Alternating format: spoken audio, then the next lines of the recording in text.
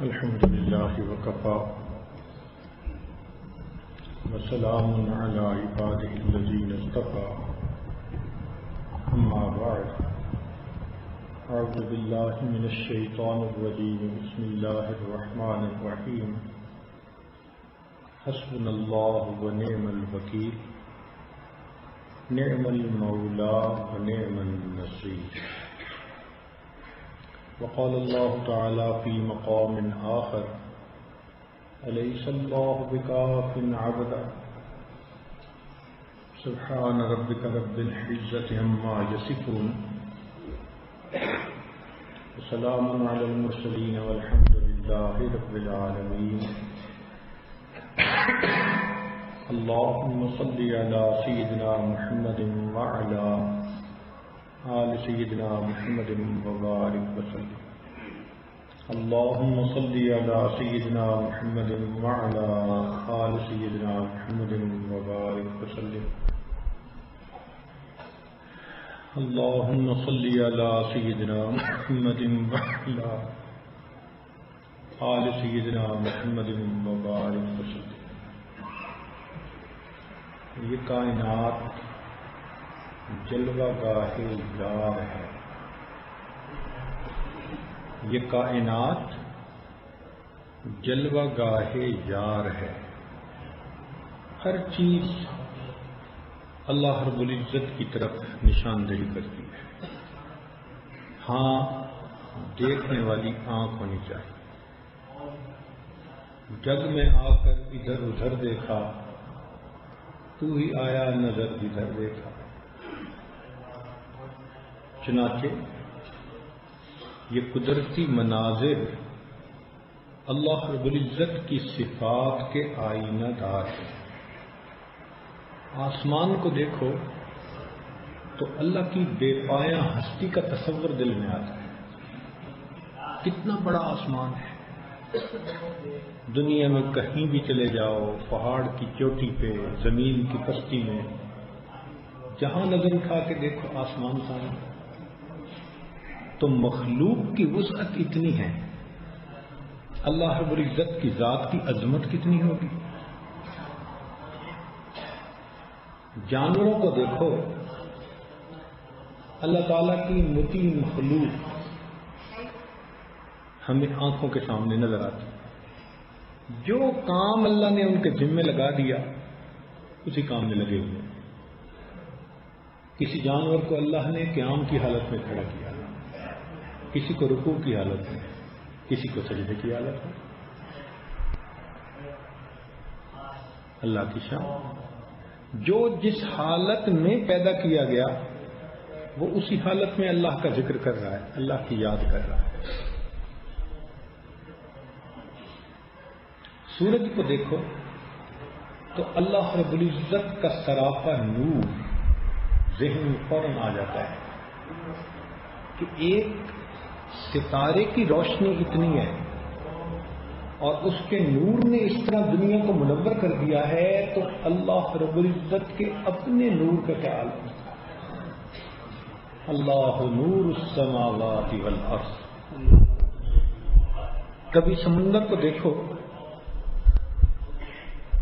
تو جب اس کی لہروں کو دیکھتے ہیں نا، ہائی ٹائڈ، تو اس کو دیکھ کر اللہ رب العزت کی رحمت کے سمندر کے جوش کا تصور پر ذہن میں آ جاتا ہے کہ اس دنیا کے سمندر کا یہ حال ہے، موجیں سنبھلتی نہیں، اللہ کی رحمت کے سمندر کا کیا حال ہے.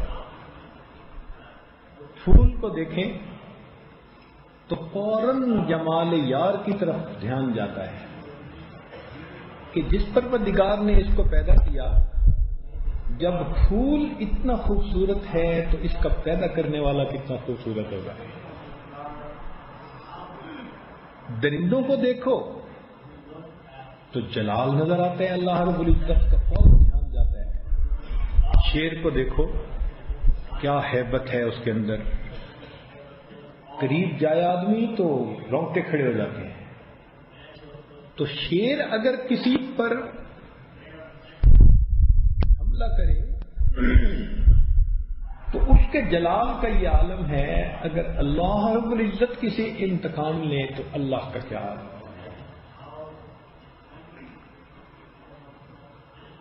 اسی لیے دنیا کی ہر چیز اللہ رب العزت کی عظمت کی طرف اشارہ کرتی ہے.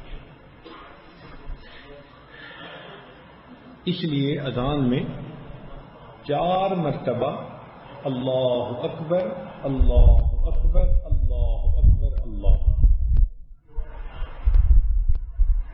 آگ کی مخلوق، پانی کی مخلوق، ہوا کی مخلوق، تری کی مخلوق، ساری مخلوقات سے زیادہ بلندی اور شان والا ان کا پیدا کرنے والا.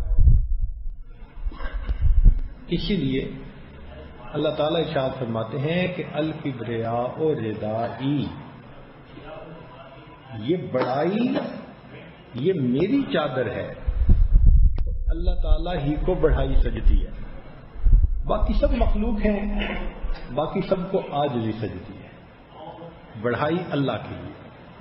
اس لیے آپ غور کریں کہ 2 بندے جنت میں کبھی نہیں جائیں گے. کون؟ ایک مشرک، لا يدخل الجنہ. ایک مشرک، ارشاد فرمایا ان اللہ لا یغفر ان یشرک بہ ویغفر ما دون ذلک لمن یشاء.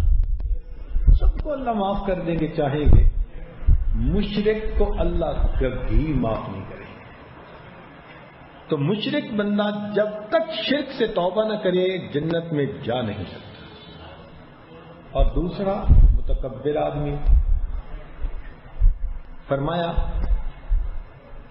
لا يدخل الجنہ من کان فی قلبہ مثقال ذرۃ من کبر. ذرہ کے برابر بھی جس کے دل میں تکبر ہوگا جنت میں نہیں جا سکتا. تو نہ مشرک جا سکتا ہے اور نہ متکبر. اور ذرا غور کریں کہ یہ دونوں کون ہوتے ہیں؟ یہ دونوں کون ہوتے ہیں؟ متکبر ہوتے ہیں جو اپنے کو بڑا سمجھے، اور مشرک ہوتے ہیں جو کسی اور کو بڑا سمجھ لے.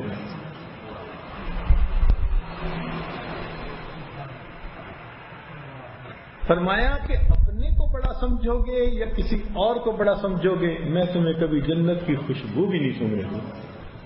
بڑا ہے تو بس ایک ہی ہے اور وہ ہمارا پروردگار. بڑھائی اسی کو سجتی ہے. اس لیے دن میں 5 مرتبہ اس سبق کو دہرانے کے لیے مسجد میں بلایا گیا.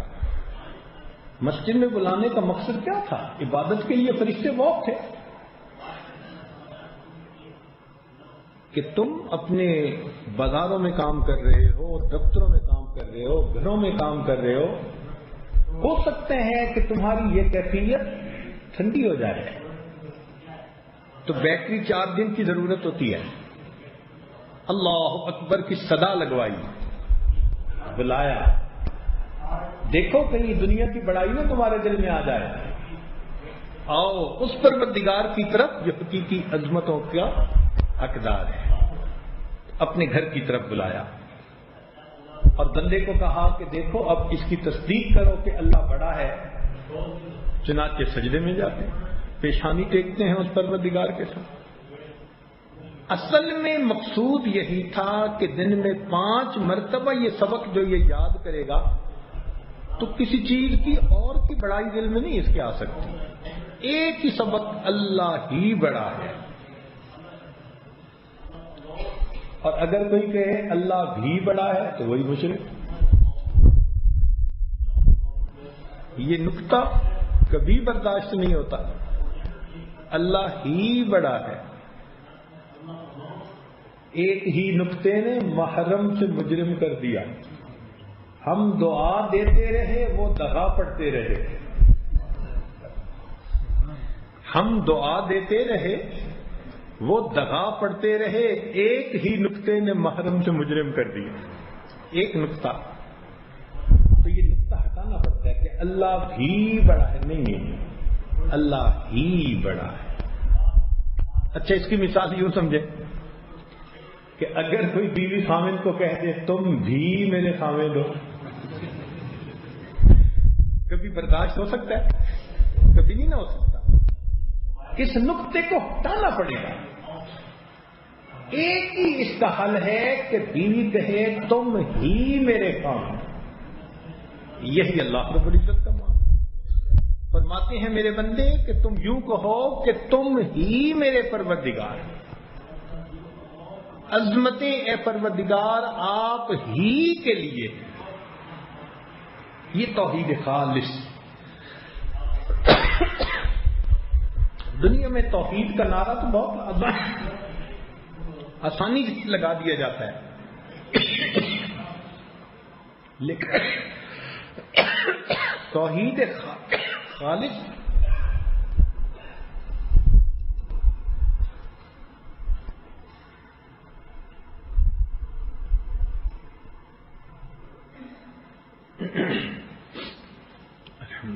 تو لیکن توحید خالص اس کا مقام ہمارے مشائخ کو حاصل ہوا.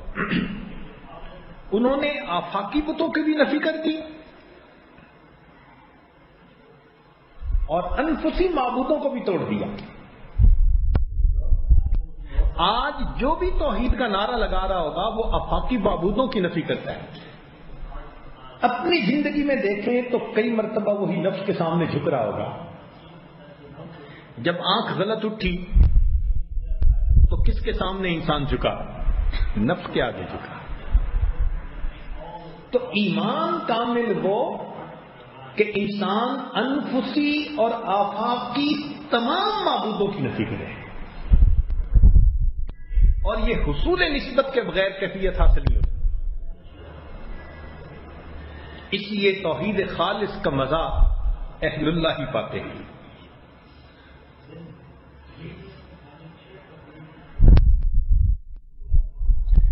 اور ایسا اگر ایمان انسان کے دل میں ہوگا تو اس کے پھر آخرت میں مزے ہوں گے. ایک اسکول میں طلباء لائن بنا کر کھڑے تھے. ایک کھڑکی کے پاس جاتے تھے اور ان کو ایک مٹھائی کا ڈبہ مل جاتا تھا. ایک دیہاتی لڑکے نے دیکھا تو وہ بھی لائن میں لگ گیا. کافی دیر لائن میں لگا رہا. جب اس کی باری آئی کھڑکی کے سامنے پہنچا، جی مجھے مٹھائی کا ڈبہ دیں. تو دینے والے نے کہا شناختی کارڈ. کہتے وہ کیا ہوتا ہے؟ اس نے کہا یہ اسکول کے طلباء کے لیے ہر طالب علم شناختی کارڈ دکھا رہا ہے اور انعام پا رہا ہے. تمہارے پاس شناختی کارڈ نہیں تو تم جاؤ. جیسے اس دیہاتی طالب علم کو محرومی کا سامنا کرنا پڑا، یہی منظر کل قیامت کے دن ہوگا. ایمان والوں کی لائن لگی ہوگی. جئتمونا فرادا کما خلقناکم اول مرہ. ایک ایک کر کے جا رہے ہوں گے. انعام کا شناختی کارڈ دیکھیں گے، ایمان کا، جنت، انعام. اور ایسے میں وہ بھی جائے گا جس نے ایمان نہیں بنایا ہوگا. تو اس سے پوچھیں گے شناختی کارڈ، کہے گا یہ کہاں سے ملتا ہے؟ کہیں گے کیلر جو ہوا تم تو یہ شناختی کارڈ دنیا سے بنوا کے آتے تب تمہیں انعام ملتا. تو اس ایمان پر محنت ہمیں دنیا میں کرنی پڑتی ہے. دنیا میں انسان اپنے آپ کو بڑا کچھ سمجھتا ہے. موت کے وقت پتہ چلتا ہے کہ میں کتنا ہاتھ خالی ہوں، کتنا تنہا ہوں، کتنا کمزور ہوں، کتنا محتاج ہوں، میری کیا اوقات ہے. اس لیے سیدنا علی رضی اللہ عنہ فرماتے تھے کہ انسان سوئے ہوئے ہیں، جب مریں گے تب ان کی آنکھیں کھلیں گی. تو ظاہر کی آنکھیں جب بند ہوتی ہیں تب من کی آنکھیں کھلتی ہیں، مگر اس کا فائدہ نہیں ہوتا. فرعون کی کھلی تھی، اس نے کہا تھا آمن تو میرے میں موسیٰ و ہارون. فرمایا آلان اٹس ٹو لیٹ. اب ایمان لانے کا کیا فائدہ؟ اللہ تعالیٰ چاہتے ہیں کہ جیسے ایک بچے کا ماں سے تعلق ہوتا ہے ویسے بندے کا تعلق میرے ساتھ ہو جائے. دیکھیں ایک بچے کا ماں سے کیا تعلق؟ خوشی میں بھی ماں کی طرف رجوع، غمی میں بھی ماں کی طرف رجوع. کوئی بندہ بچے کو چیز دینا چاہے تو وہ ماں کو دیکھتا ہے لوں یا نہیں. کوئی اس سے چھیننا چاہے تو ماں کو دیکھتا ہے. تو غم اور خوشی میں نظر کس پر اٹھی؟ ماں پر. محبت اس کے دل میں اٹھے تو ماں سے لپٹتا ہے. اور کبھی ماں کسی کام میں مصروف ہے اور اس کو کہے کہ مجھے کام کرنے دو، تنگ نہ کرو، اور تھپڑ لگا دے، پھر بھی ماں سے لپٹتا ہے. تو راحت پائی تو بھی ماں سے لپٹا، اور اگر تکلیف اٹھائی تو بھی ماں سے لپٹا. یہ اللہ تعالیٰ چاہتے ہیں کہ میرے بندے کا تعلق میرے ساتھ، میری نعمت ملے تو میری طرف رجوع، نہ ملے تو میری طرف رجوع، خوشیاں ملیں تو میری طرف لپٹیں، اور کبھی کوئی مصیبت آ جائے تو مجھ سے لپٹیں. یہ مصیبت آتی اس لیے مصیبت اللہ رب العزت کی طرف سے آتی ہے. کل یصیبنا الا ما کتب اللہ لنا. جو مصیبت بھی آتی ہے بس اللہ کی طرف سے ہوتی ہے، یہ تقدیر ہوتی ہے. تو اس کے دفع ہونے کے لیے، دور کرنے کے لیے رجوع بھی اسی کی طرف کرنا چاہیے جو بھیجنے والا ہے. مگر ہم اس کے دور کرانے کے لیے کیا کرتے ہیں؟ دنیا کے پیچھے بھاگتے ہیں. ہر بندہ سوچتا ہے اتنے پیسے ہو جائیں تو مسئلے حل ہو جائیں. تو بھئی اتنے پیسے والے جو ہیں دنیا میں ان کے مسئلے حل ہو چکے، وہ اس سے زیادہ پریشان. تو مشکلات کے اندر انسان اللہ رب العزت کی طرف رجوع کرے تاکہ وہ پروردگار بندے کو ان مصیبتوں سے چھٹکارا عطا کرے. دیکھیے حضرت نوح علیہ السلام ایک مشکل میں گرفتار تھے. کثرت کے ساتھ مقابلہ تھا، سارے خلاف تھے الا ماشاء اللہ. گنے چنے لوگ تھے جو آپ کے ساتھ تھے، اور 1000 سال کے قریب دعوت دی. رب انی دعوت قومی لیلا ونہارا. دل میں ایک غم تھا، ایک دکھ تھا. عام بندہ 5-10 سال محنت کرے اور نتیجہ نہ نکلے تو دل میں کتنا غم ہوتا ہے. تو حضرت نوح علیہ السلام کے دل میں کیا کرب ہوگا، کیا غم ہوگا. تو اس کرب سے پھر کس نے نکالا؟ اللہ رب العزت نے. چنانچہ ارشاد فرمایا وَلَقَدْ نَادَانَا نُوحٌ فَلَنِعْمَ الْمُجِيبُونَ وَنَجَّيْنَاهُ وَأَهْلَهُ مِنَ الْكَرْبِ الْعَظِيمِ. تو کرب عظیم سے نکالنے والا کون؟ اللہ.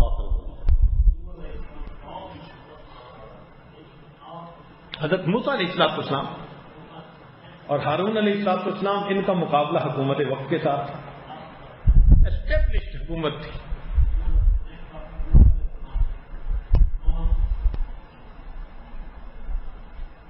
سمجھ نہیں آتی تھی کہ جان کیسے چھوٹے گی. بنی اسرائیل والے یہی تو کہتے تھے کہ موسیٰ علیہ السلام آپ کے آنے سے پہلے بھی مصیبت میں تھے، آنے کے بعد بھی مصیبت میں. اور موسیٰ علیہ السلام یہی کہتے تھے کہ اللہ سے مدد مانگو. پھر اللہ رب العزت نے مدد فرمائی. ارشاد فرمایا وَلَقَدْ مَنَنَّا عَلَى مُوسَىٰ وَهَارُونَ وَنَجَّيْنَاهُمَا وَقَوْمَهُمَا مِنَ الْكَرْبِ الْعَظِيمِ. دیکھا ان کو اور ان کی قوم کو ہم نے کرب عظیم سے نجات عطا فرمائی. انسان سارے اسباب کی نفی کر دے تو بھی مسبب الاسباب اس کو اس مصیبت سے نجات دے دیتا ہے. اس کا معاملہ انسان کے یقین کے اوپر ہے کہ وہ کتنا زیادہ ہے. ہمارے مشائخ کا یقین اتنا ہوتا تھا. باجی بستامی رحمۃ اللہ فرماتے تھے ساری زمین تانبے کی بن جائے، ساری مخلوق کو میری عیال بنا دیا جائے، آسمان سے ایک قطرہ بارش نہ گرے، مجھے پھر بھی غم نہیں، اللہ اس مخلوق کو رزق پہنچا کے رہے گے. ایسا یقین بنا ہوا ہے.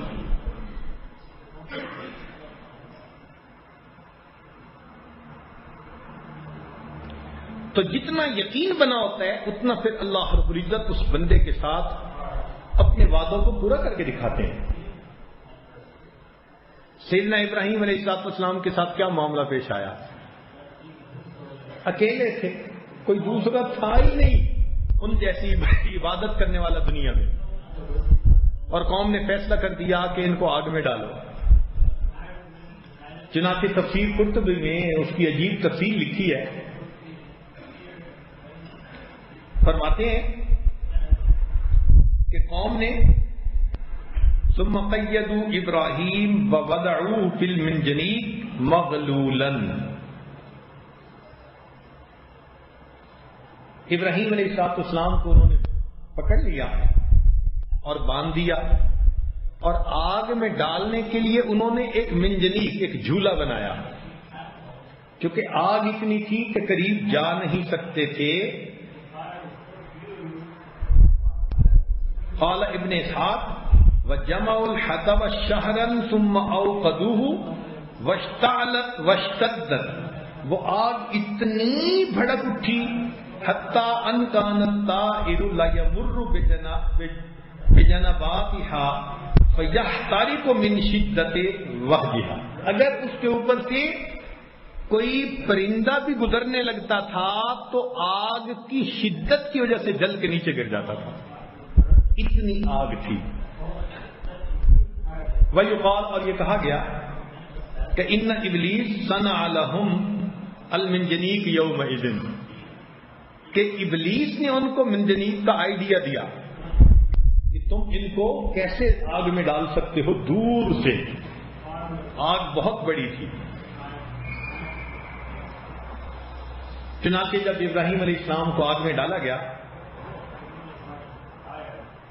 وَدَجَّتِ السَّمَاوَاتُ وَالْأَرْضُ وَمَنْ فِيهِنَّ مِنَ الْمَلَائِكَةِ وَجَمِيعَ الْخَلْقِ إِلَّا الثَّقَلَيْنِ دَجَّةً وَاحِدَةً، انسانوں اور جنوں کے سوا جتنی مخلوق تھی وہ پکار اٹھی، اللہ تیرے خلیل کو دیکھو آگ میں ڈالا جا رہا ہے۔ اور انہوں نے کیا کہا، ربنا، اے ہمارے پروردگار، ابراہیم لیس فی الارض احد یعبدک غیرہ، ابراہیم جیسا دنیا میں تیری عبادت کرنے والا کوئی دوسرا نہیں۔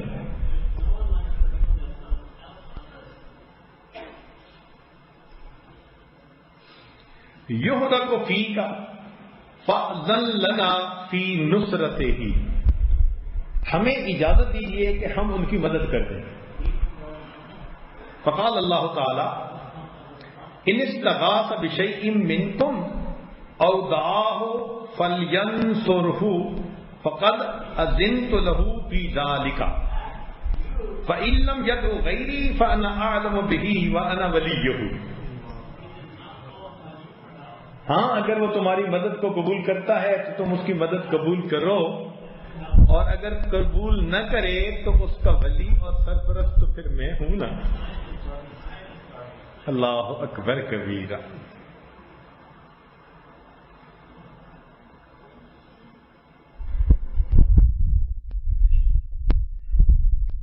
چنانچہ فرماتے ہیں فلما ارادوا القاءه فی النار، جب ان لوگوں نے ابراہیم علیہ السلام کو آگ میں ڈالنے کا ارادہ کر لیا، اتاہ خزان الماء وهو فی الهواء فقالوا، پانی کا جو فرشتہ تھا وہ آیا، اس نے کہا کہ حضرت اشارہ کر دیجئے، ایسی بارش برسے گی آگ ہی ختم ہو جائے گی۔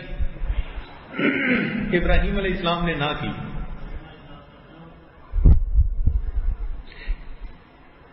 فقال لا حاجت لی الیکم، فرمایا مجھے تمہاری کوئی حاجت نہیں۔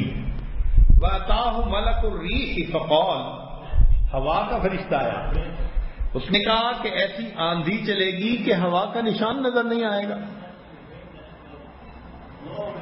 لو شئت طیرت النار فقال لا، جب فرشتوں کو بھی انکار کر دیا، اب اس کے بعد ابراہیم علیہ السلام نے آسمان کی طرف سر اٹھایا، ثم رفع رأسه الى السماء فقال اللهم انت الواحد في السماء وانا الواحد في الارض لیس احد یعبدک غیری حسبی اللہ ونعم الوکیل، اللہ آسمانوں میں تیرے سوا کوئی نہیں، اور دنیا میں تیری خالص عبادت کرنے والا اس وقت میرے سوا اور کوئی نہیں، اور اس وقت اللہ مجھے تو ہی کافی ہے۔ یہ جو ہے نا حسبنا اللہ، اللہ کافی ہے، یہ ہے ایمان کی حقیقت۔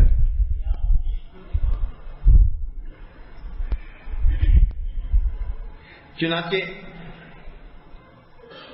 جب فرشتوں کو بھی انکار کر دیا، اتنے میں لوگوں نے ابراہیم علیہ السلام کو آگ میں ڈالنے کے لیے منجنیق چلا دی۔ جب چلائی، ثم رموا به فی المنجنیق من مضرب شاسع، دور سے ان کو پھینکا، فاستقبلہ جبریل، ہوا میں تھے کہ ہوا میں جبریل علیہ السلام ان کے پاس آئے، فقال یا ابراہیم الک حاجہ، منجنیق سے نکل چکے، آگے آ گئے ہوا میں، اس وقت جبریل علیہ السلام آ کے پوچھتے ہیں الک حاجہ، اے ابراہیم علیہ السلام what can I do for you، میں آپ کا کیا خدمت کر سکتا ہوں؟ قال اما الیک فلا،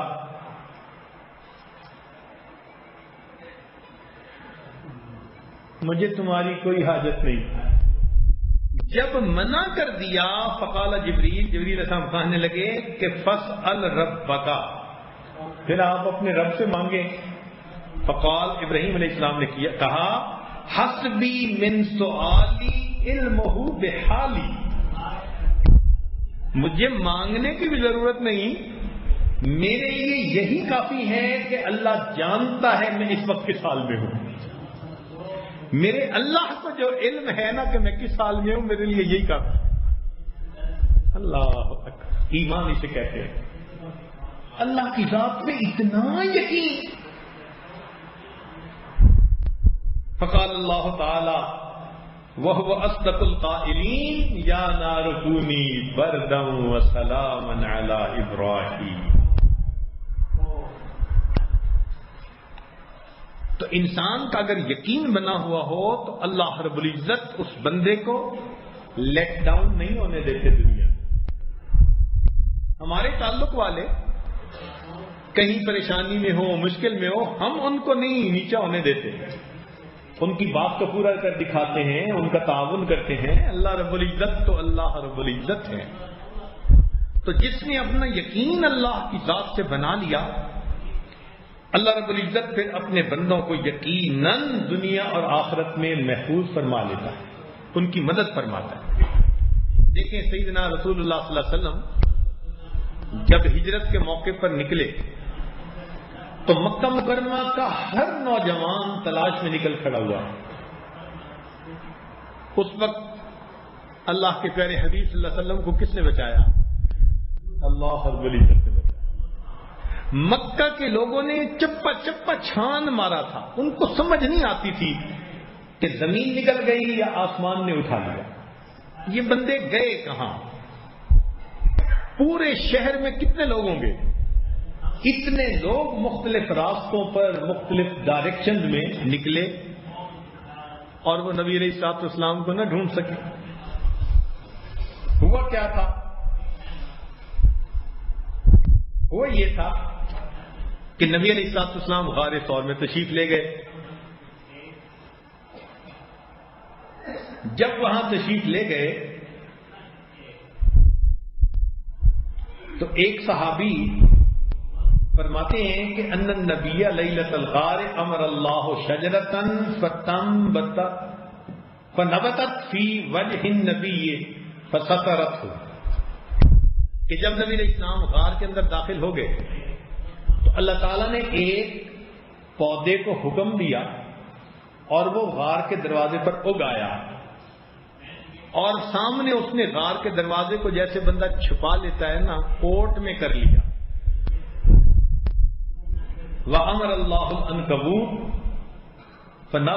فَنَسَجَتْ فِي وَجْهِ النَّبِيِّ فَسَتَرَتْهُ، اللہ تعالیٰ نے مکڑی کو حکم دیا، اس نے جال بنا دیا اور نبی علیہ السلام کے چہرے انور کو چھپا لیا۔ یعنی غار کے آگے یہ دو کام ہو گئے۔ تیسرا کام کیا ہوا؟ وَأَمَرَ اللَّهُ حَمَامَتَيْنِ وحشیتین فوقفنا بفم الغار، اللہ تعالیٰ نے 2 جنگلی کبوتروں کو حکم دیا تو وہ آ کے غار کے دروازے کے اوپر وہ جو پودا تھا اس کے اوپر بیٹھ گئے. وَأَقْبَلَ فُتْيَانُ قُرَيْشٍ مِنْ كُلِّ بَطْنٍ رَجُلٌ بِعِصِيِّهِمْ وَأَسْيَافِهِمْ وَحَرَابِيهِمْ، قریش کے نوجوان ڈنڈے لے کے اپنی تلواریں لے کے ڈھونڈنے کے لیے پیچھے نکلے ہوئے تھے، حتیٰ اذا كانوا من النبی صلی اللہ علیہ وسلم قدر 40 ذراعا، نبی علیہ السلام سے صرف 40 ہاتھ دور غار کے دروازے تھے. فنظر بعضهم فنظر في الغار، ان میں سے بعض اپنی سواری سے اترے اور انہوں نے غار کے اندر دیکھنے کی کوشش کی. فرجع الى اصحابه فقالوا، وہ بندہ اپنے دوستوں کے پاس واپس آیا اور کہنے لگا، دوستوں نے کہا مالک لم تنظر فی الغار، تو نے غار میں داخل ہو کے دیکھا کیوں نہیں؟ فقال رأيت حمامتين بفم الغار فعرفت ان ليس فيه احد، اس نے کہا کہ بھائی غار کے دروازے پر 2 کبوتر بیٹھے ہوئے ہیں تو مجھے تو لگتا ہے کہ غار کے اندر کوئی داخل ہوا ہی نہیں، اگر ہوتا تو کبوتر اڑ جاتے. تسلی ہو گئی. فعرف ان اللہ درع عنہ بہما فصمت النبی صلی اللہ علیہ وسلم علیہن وفرض جزاءہن وانحدرن فی الحرم. چنانچہ نبی علیہ السلام نے محفوظ کر لیا کہ اللہ رب العزت نے ہمیں محفوظ کر لیا. چنانچہ یہ 2 کبوتر تھے جوڑی کہ جن کو اللہ نے انعام دیا کہ تم نے میرے محبوب کو پروٹیکٹ کیا، اب تمہیں بدلہ یہ ملتا ہے کہ تم میرے گھر کا حد تک طواف کرتے رہو گے. وہ کبوتروں کی نسل ہے جو اس وقت ہمیں بیت اللہ کے اوپر نظر آتی ہے. میرے مولا آپ کتنے قدردان ہیں. اللہ اکبر کبیرہ. حضرت موسیٰ علیہ السلام کو جب حکم ہوا کہ فرعون کے پاس جاؤ تو وہ حیران تھے کہ ہم 2 بندے اور اس کی اسٹیبلشڈ حکومت. اللہ تعالیٰ نے فرمایا لا تخافا، تسنیہ کا صیغہ، دونوں کو مخاطب کیا، تم دونوں جاؤ. اننی معکما، میں تم دونوں کے ساتھ ہوں. اسمع و ارا، میں سنتا بھی ہوں میں دیکھتا بھی ہوں. جو فرعون بات کرے گا میں سنوں گا، جو معاملہ کرے گا میں دیکھوں گا. جب میں تمہارے ساتھ ہوں تو تمہیں پریشان ہونے کی پھر کیا ضرورت ہے؟ تو اللہ رب العزت جب ساتھ ہوتے ہیں تو بندے کا پلڑا پھر ساری کائنات سے زیادہ بھاری ہو جاتا ہے. محنت اس پہ کرنی چاہیے کہ اللہ کی مدد شامل ہو جائے، اور اللہ کی مدد شامل ہوتی ہے یقین والوں کے ساتھ. نقطے کی بات سمجھیں، اعمال والوں کو نہ دیکھنا. ہم اعمال والوں کو نہ دیکھیں، وہ تو لاکھوں ہوں گے. یقین والوں کو دیکھیں، وہ کتنے ہیں. مدد یقین والوں کے اوپر آتی ہے، اعمال والوں سے نہیں آتی. اس لیے ایک قدم اور آگے جانا ہے. ابھی تو اعمال والوں میں شامل ہوئے ہیں، اللہ کرے کہ ہمیں یقین والوں میں شمولیت نصیب ہو جائے. دیکھو 313 یقین والے تھے، اللہ کی کیسی مدد اتری. مقابلے میں 1000 فوجی، تلواریں بھی ہیں، نیزے بھی ہیں، تیر بھی ہیں، سواریاں بھی ہیں. اور ادھر اللہ رب العزت کے محبوب صلی اللہ علیہ وسلم کے ساتھ 313 جن کے ہاتھوں میں کچھ بھی نہیں تھا. 2 تلواریں تھیں اور چند گھوڑے اور اونٹ تھے، اور باقیوں کے ہاتھ میں درخت کی ٹہنیاں تھی، بلکہ نہتے آ کر کھڑے ہو گئے. صحابہ کا یہ حال تھا کہ وہ محسوس کر رہے تھے کأنما یساقون الی الموت وهم ينظرون، انہیں موت کے منہ میں دھکیلا جا رہا ہے، موت نظر آ رہی تھی سامنے. یہ حال تھا. اللہ نے مدد فرما. بدر کے میدان میں دیکھو رب کریم کی کیا مدد ہوئی. بارش ہو گئی، اللہ کے پیارے حبیب نے رات دعا مانگی، اور دعا بھی کیا مانگی کہ سیدنا ابوبکر صدیق عنہ فرماتے ہیں عن ابن عباس رضی اللہ عنہما قال قال النبی صلی اللہ علیہ وسلم وهو في خطبة اللهم انی انشدک عہدک ووعدک اللهم ان شئت لم تعبد اليوم تعبد بعد اليوم فاخذ ابو بکر بیدہ فقال. جب نبی علیہ السلام نے یہ دعا مانگی، صدیق اکبر کو یقین آ گیا. انہوں نے نبی علیہ السلام کا ہاتھ پکڑ کے کہا حسبک یا رسول اللہ فقد الحقت علی ربک وهو فی الدرع. اللہ، آپ نے اللہ رب العزت سے مانگنے کی انتہا کر دی ہے، اب یقیناً مدد ہو کر رہے گی. اور وہی ہوا کہ اللہ رب العزت کے حبیب صلی اللہ علیہ وسلم کی مدد ہوئی. کافروں نے اپنی طرف سے بہتر جگہ ڈھونڈی تھی، مسلمانوں کے پاس اچھی جگہ نہیں تھی، لیکن جب بارش ہو گئی تو ان کی جگہ پر پھسلن بن گئی. اس بارش پر بھی ایک شاعر نے عجیب کلام لکھا ہے، حیران ہوتے ہیں. حفیظ جلندری نے شاہ نامہ اسلام لکھا، اس میں بدر سے متعلق جو ان کے اشعار ہیں نا، وہ چونکہ موقع کے مناسب ہیں تو آپ کے سامنے پیش کرتا ہوں کہ پہاڑ کی کیا کیفیت تھی. جب میدان ہے، ایک طرف اللہ کے حبیب صلی اللہ علیہ وسلم اور صحابہ ہیں، ایک طرف کفار ہیں، اور پہاڑ اس منظر کو دیکھ رہا ہے تو پہاڑ بارش کی دعا مانگ رہا ہے. کیسے؟ یہ تشن لب جماعت جب یہاں پر رک گئی آ کر، دعا کی دامن صحرا میں دونوں ہاتھ پھیلا کر، کہ اے صحرا کو آتش ناک چہرہ بخشنے والے، رخ خورشید کو کرنوں کا صحرا بخشنے والے، ازل کے دن سے اب تک بھاڑ میں بھنتا رہا ہوں میں، صدائے رعد و باران دور سے سنتا رہا ہوں میں، ہوا ہوں جب سے پیدا جان پانی کو ترستی ہے، میرے سینے کے اوپر آگ کی بدلی برستی ہے، میں سمجھا تھا مقدر ہو چکی ہے دھوپ کی سختی، میری قسمت میں لکھی جا چکی ہے سوختہ بختی، بنایا رفتہ رفتہ سخت میں نے بھی مزاج اپنا، لیا ہر آدلا پاسے زبردستی خراج اپنا، خبر کیا تھی الہی ایک دن ایسا بھی آئے گا کہ تیرا ساقی کوثر یہاں تشریف لائے گا، اگر یہ بات پہلے سے مجھے معلوم ہو جاتی، میرے دل کی کدورت خود بخود معدوم ہو جاتی، خبر کیا تھی یہاں تیرے نمازی آ کے ٹھہریں گے، شہید آرام فرمائیں گے غازی آ کے ٹھہریں گے، خبر کیا تھی ملے گی یہ سعادت میرے دامن کو، بنایا جائے گا فرش سعادت میرے دامن کو، خبر ہوتی میں شبنم کے قطرے جمع کر رکھتا، چھپا کر ایک گوشے میں مصفا حوض بھر رکھتا، وہ پانی ان مقدس مہمانوں کو پلا دیتا، میں اپنی تشنگی دیدار حضرت سے بجھا لیتا،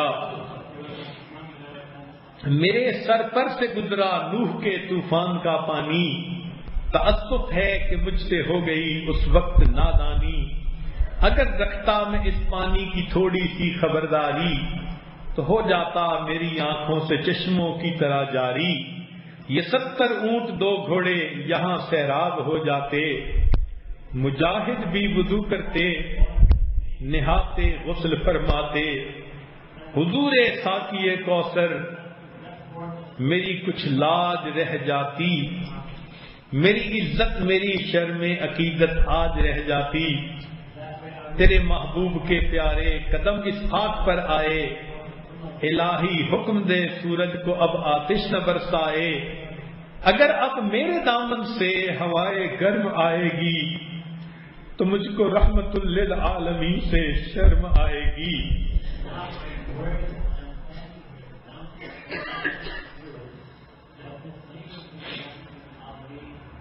جلیل الشام مہمانوں کا صدقہ مہربانی کر، عطا بہرے وضو ان کے لیے تھوڑا سا پانی کر، برائے چند ساعت ابر باراں بھیج دے یا رب، بہاراں بھیج دے یا رب، بہاراں بھیج دے یا رب، اگر اب میرے دامن سے ہوائے گرم آئے گی تو مجھ کو رحمت للعالمین سے شرم آئے گی. ایک پہاڑ کی یہ کیفیت ہے.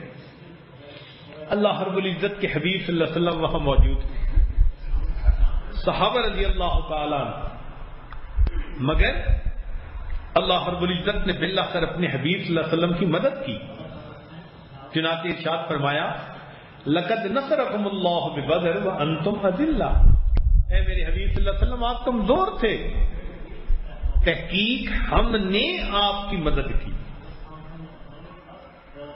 اور پھر نتیجہ کیا ہوا کہ بالآخر اللہ رب العزت نے ایمان والوں کو کامیابی عطا فرما دی. اس لیے مومن ہمیشہ اللہ رب العزت ہی سے مدد مانگے. نبی علیہ الصلوۃ والسلام نے ابن عباس رضی اللہ عنہ کو فرمایا یا غلام انی اعلمک کلمات احفظ اللہ یحفظک احفظ اللہ تجدہ تجاہک اذا سألت فاسأل اللہ وَإِذَا اسْتَعَنْتَ فَاسْتَعِنْ بِاللَّهِ وَاعْلَمْ أَنَّ الْأُمَّةَ لَوْ اجْتَمَعَتْ عَلَىٰ أَن يَنفَعُوكَ بِشَيْءٍ لَمْ يَنفَعُوكَ إِلَّا بِشَيْءٍ قَدْ كَتَبَ اللَّهُ لَكَ وَلَوْ اجْتَمَعُوا عَلَىٰ أَن يَضُرُّوكَ بِشَيْءٍ لَمْ يَضُرُّوكَ إِلَّا بِشَيْءٍ قَدْ كَتَبَ اللَّهُ عَلَيْكَ رُفِعَتِ الْأَقْلَامُ وَجَفَّتِ الصُّحُفُ. مانگنا ہے اللہ سے مانگنا. ساری مخلوق جمع ہو جائے ہمیں نفع پہنچانے کے لیے، وہ نفع نہیں پہنچا سکتی مگر وہی جو مقدر میں لکھا ہوگا. ساری مخلوق جمع ہو جائے نقصان پہنچانے کے لیے، وہ نہیں پہنچا سکتی مگر وہی جو اللہ رب العزت نے ہمارے مقدر کے اندر لکھا ہوگا. اس لیے ہمیں چاہیے کہ ہم اپنے رب کے ساتھ ایسا تعلق جوڑیں کہ نگاہیں 100% اللہ کی ذات کے اوپر جم جائیں. جب یوں نگاہیں جم جاتی ہیں پھر اللہ رب العزت کی مدد بندوں پر اتر آتی ہے، اور اللہ رب العزت ان کو دنیا کے اندر سے ذلیل و رسوا نہیں ہونے دیتے. اللہ تعالیٰ فرماتے ہیں وَلَقَدْ سَبَقَتْ كَلِمَتُنَا لِعِبَادِنَا الْمُرْسَلِينَ إِنَّهُمْ لَهُمُ الْمَنْصُورُونَ وَإِنَّ جُنْدَنَا لَهُمُ الْغَالِبُونَ. کیا شاہانہ انداز ہے. ان آیتوں کو پڑھ کے حیران ہو جاتے ہیں. ایک جگہ فرماتے ہیں اِنَّا لَنَنْصُرُ رُسُلَنَا وَالَّذِينَ آمَنُوا فِي الْحَيَاةِ الدُّنْيَا وَيَوْمَ يَقُومُ الْأَشْهَادُ. ہم اپنے اللہ سے ہی مدد مانگیں، یہی ایک طریقہ ہے اس دنیا میں کامیابی حاصل کرنے کا. تو یہاں سوال پیدا ہوتا ہے کہ اللہ سے مدد مانگیں کیسے، اس کا طریقہ نماز. نقطے کی بات سمجھیے گا، باپ کو اپنی اولاد کی کتنی فکر ہوتی ہے.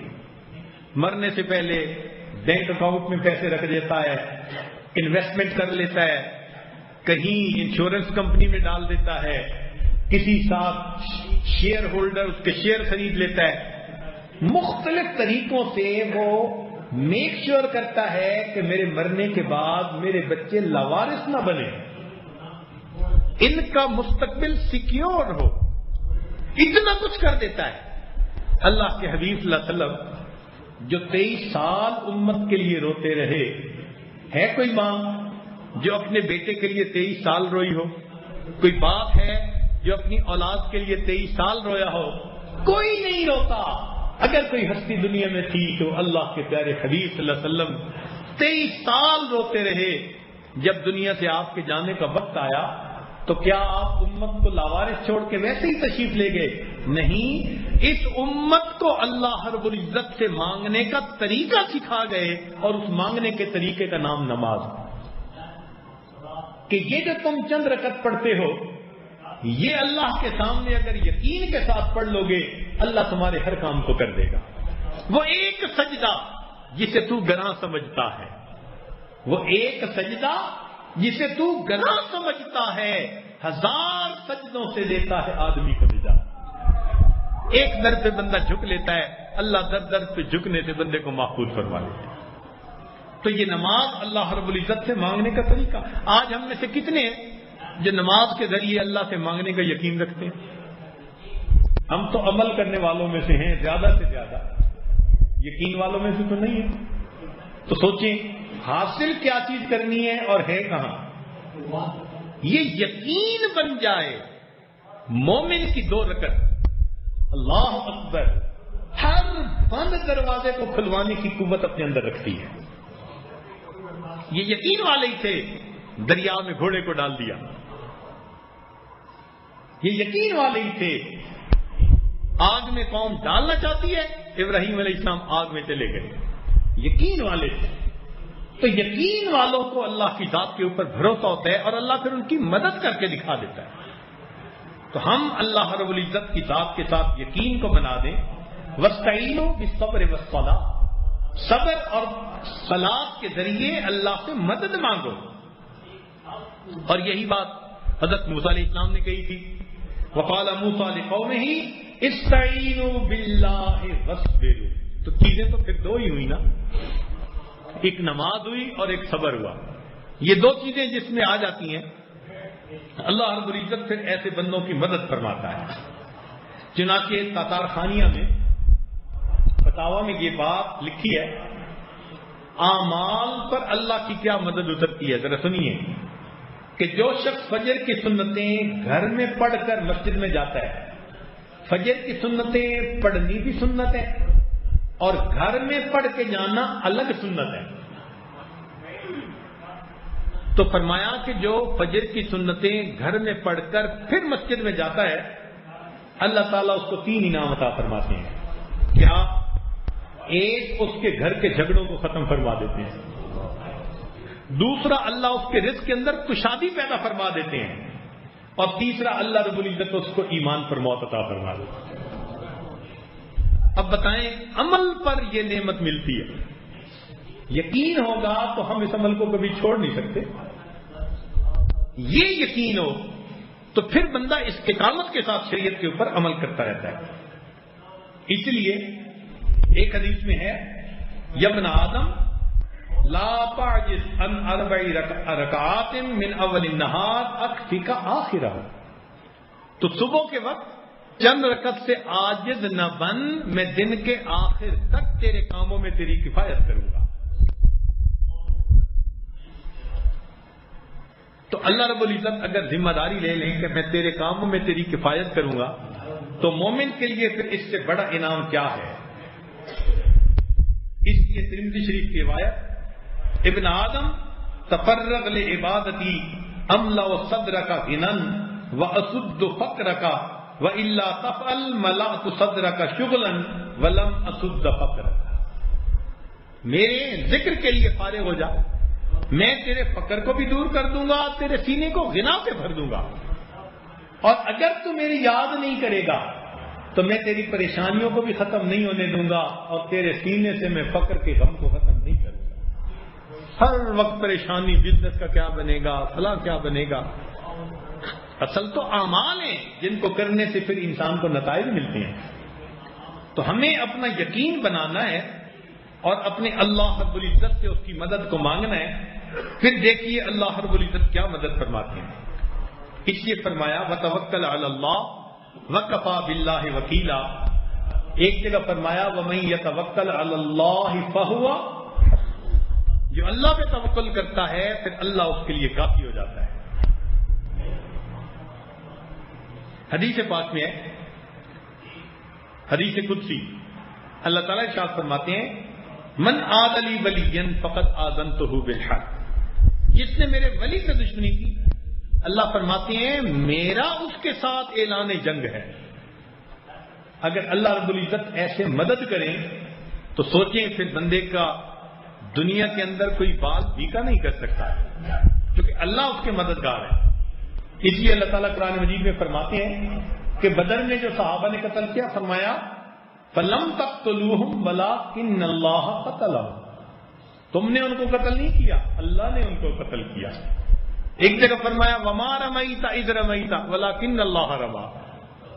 سبحان اللہ, یہ بھی کیا درجہ ہوتا ہے کہ جب مومن اللہ کے سامنے 100% اپنے سر کو جھکا دیتا ہے اور اپنی زندگی کو اللہ کے حکموں کے مطابق بنا دیتا ہے, پھر اللہ اس بندے کو ایک انعام عطا فرماتے ہیں. کیا ایسا انعام؟ سبحان اللہ, ارشاد فرمایا ابن سنی نے روایت کی، ما تقرب الی العبد بمثل اداء فرائض وانه ليتقرب الی بالنوافل حتى احبه.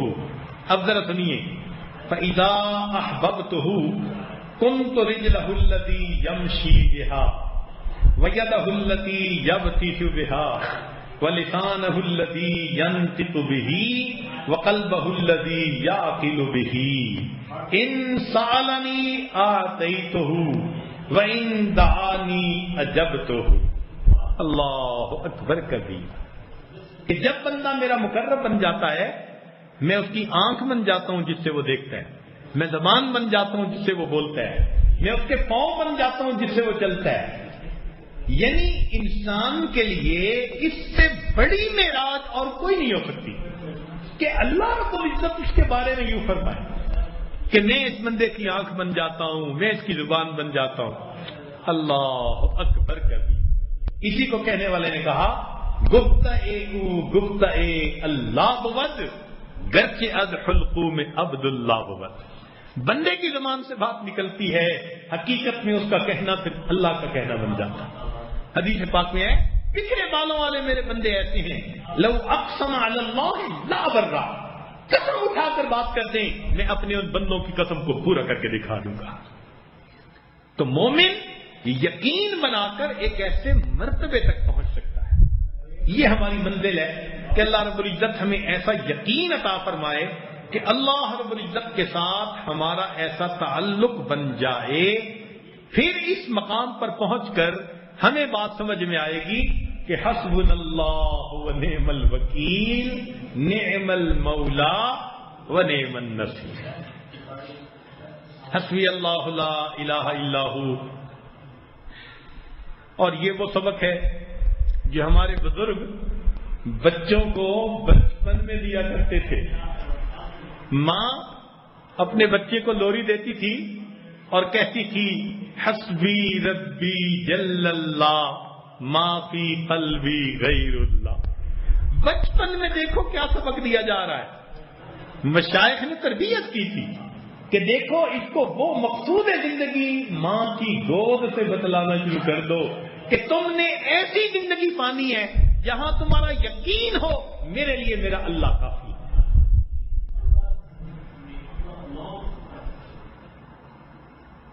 در منصور میں حضرت بریدہ رضی اللہ تعالیٰ عنہ کی روایت ہے، نبی علیہ الصلوۃ والسلام نے ارشاد فرمایا کہ 10 کلمات پڑھنے والے کے لیے اللہ تعالیٰ کافی ہو جاتے ہیں. 10 کلمات پڑھنے والے کے لیے اللہ تعالیٰ کافی ہو جاتے ہیں. ایک حسبی اللہ لدینی، تو اللہ تعالیٰ اس بندے کو دین کے اندر فتنے سے بچا لیتے ہیں. دین کے اندر فتنے 2 طرح سے آتے ہیں، شبہات کی وجہ سے، شہوات کی وجہ سے.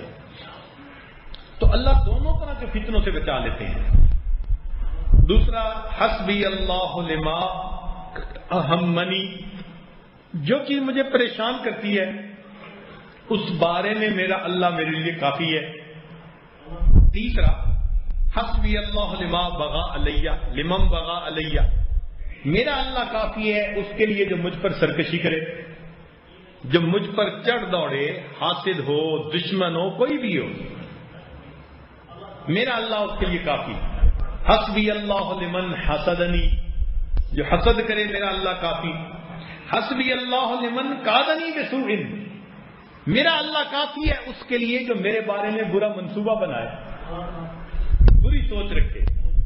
حسبی اللہ عند الموت، حسبی اللہ عند المسألۃ القبر، حسبی اللہ عند المیزان، حسبی اللہ عند الصراط. اور 10واں فرمایا حسبی اللہ لا الہ الا ہو علیہ توکلت و الیہ انیب. جو آدمی روزانہ یہ 10 کلمات پڑھ لے گا اللہ تعالیٰ اس کے ہر کام کے لیے کافی ہو جایا کرے گا. اب اگر یقین بنا ہوا اور بندہ یہ کلمات پڑھ لے تو اللہ تعالیٰ کی کیسی مدد ہوگی اس بندے کے ساتھ. اللہ اکبر کبیرہ. دیکھیں ایک سپاہی ہوتا ہے نا، وہ جب کسی کے پاس جاتا ہے نا وردی پہن کے تو اس کو بڑا یقین ہوتا ہے کہ میرے پیچھے ایک ڈپارٹمنٹ ہے، میرے پیچھے گورنمنٹ ہے، پاؤں کے نیچے چٹان ہوتی ہے اس کی. اب اس کا نام بھلے کوئی بھی ہو تو وہ عبداللہ بن کے نہیں جاتا اس وقت کہ جی میں فلاں گھر کا کمزور مالی حالت رکھنے والا بندہ ہوں، میں اس کے بعد نہیں، وہ کہتے ہیں وردی میں ہوں. اب اگر یہ مجھ سے کچھ بدتمیزی کریں گے تو ڈپارٹمنٹ خود ان سے نمٹ لے گا. مومن کا بالکل یہی حال ہوتا ہے، اس نے ایمان کی وردی پہنی ہوتی ہے اور اس کو یقین ہوتا ہے کہ اب میرے مد مقابل فاسق ہیں، کافر ہیں، حاسد ہیں، جو بھی ہیں، اگر یہ سامنے آئیں گے تو ان سے کون نمٹے گا؟ میرا پروردگار نمٹے گا. اس کو یقین ہوتا ہے. اس لیے اللہ تعالیٰ پھر چڑیوں سے باز مروا دیتے ہیں اور اپنے ان بندوں کو دنیا میں ہمیشہ کامیاب فرما دیتے ہیں. تو ہم اپنے دلوں میں یہ یقین پیدا کریں اور اپنے اعمال کو استقامت کے ساتھ کرتے ہوئے اللہ رب العزت کے ساتھ یہ یقین والا ایک تعلق جوڑ لیں تو پھر دیکھیں زندگی آسان ہو جائے گی. مومن کی زبان سے لفظ نکلے گا، اللہ اس کو پورا فرما دیں گے. اس لیے علی رضی اللہ عنہ فرماتے تھے اللہ میرے لیے یہی عزت کافی ہے کہ تو میرا پروردگار ہے، اور میرے لیے یہی فخر کافی ہے کہ میں تیرا بندہ. ہم اللہ کے بندے ہیں، وہ ہمارا پروردگار ہے. اس سے بڑھ کر ہمارے لیے عزت اور خوشی کی بات کیا ہو سکتی ہے؟ آج رمضان مبارک کے اعتکاف کی یہ آخری قیمتی گھڑیاں ہیں، لہذا جو بیانات کیے گئے ان سب کا لب لباب یہی کہ ہم اپنی زندگیوں کو شریعت کے اوپر اس طرح لائیں کہ معصیت ختم ہو جائے، ادخلوا فی السلم کافہ کا مصداق بن جائیں، اور یقین ایسا ہو کہ اللہ کی مدد کے زمرے میں ہم شامل ہو جائیں. پھر اللہ ہمارے لیے کافی ہوگا، دنیا کی پریشانیوں سے بھی ہمیں بچا لے گا، آخرت کی بھی سرخروئی عطا فرما دے گا. محترم جماعت، اس عاجز نے آپ کو منزل کا نشان تو بتا دیا ہے. ہم اگر نہ پہنچ سکے تو ممکن ہے آپ میں سے وہاں پہنچنے والے اللہ پیدا فرما دے. اللہ تعالیٰ موت سے پہلے ہمیں ایسا یقین عطا فرمائے. وآخر دعوانا ان الحمد للہ رب العالمین.